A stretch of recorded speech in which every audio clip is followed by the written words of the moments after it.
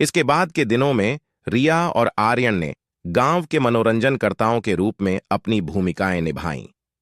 उन्होंने हंसी मजाक से भरपूर सभाएं आयोजित कीं, मनोरंजक कहानियां साझा कीं और यहां तक कि हल्के फुल्के नाटक भी प्रस्तुत किए, जिससे सभी के चेहरों पर मुस्कान आ गई।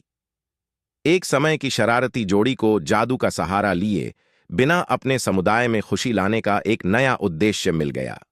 उनका प्रदर्शन ग्रामीण जीवन का एक प्रिय हिस्सा बन गया और रिया और आर्यन द्वारा मंच पर लाए गए अनूठे हास्य का अनुभव करने के लिए पड़ोसी क्षेत्रों के लोग आते थे। बुद्धिमान बूढ़ा उल्लू, जो अब पृष्ठभूमि में एक मूक दर्शक था, दोस्तों के परिवर्तन को देखता रहा। उनमें आए सकारात्मक बदलाव से प्रसन्न होकर उल्लू कभी कभी मूक प्रोत्साहन के रूप में धीरे से चिल्लाता था। जैसे जैसे मौसम बदला, गांव के मनोरंजनकर्ताओं के रूप में रिया और आर्यन की प्रतिष्ठा दूर दूर तक फैल गई। वे उत्साह बढ़ाने और हंसी पैदा करने की अपनी क्षमता के लिए जाने गए, जिससे उन्हें उन सभी से प्रशंसा और सम्मान मिला जो उन्हें जानते थे। वह गांव, जो कभी आकस्मिक जादू से प्रभावित हुआ था, अब खुशी और हंसी का ठिकाना बन गया था।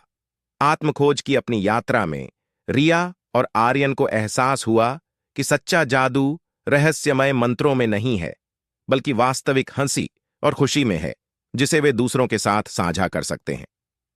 काले जादू पर एक समय की रहस्यमयी किताब प्राचीन पुस्तकालय में सुरक्षित रूप से रखी हुई थी, जो हंसी की परिवर्तनकारी शक्ति और किसी की प्रतिभा को अधिक अच्छे के लिए उपयोग करने के महत्व की याद दिलाती है।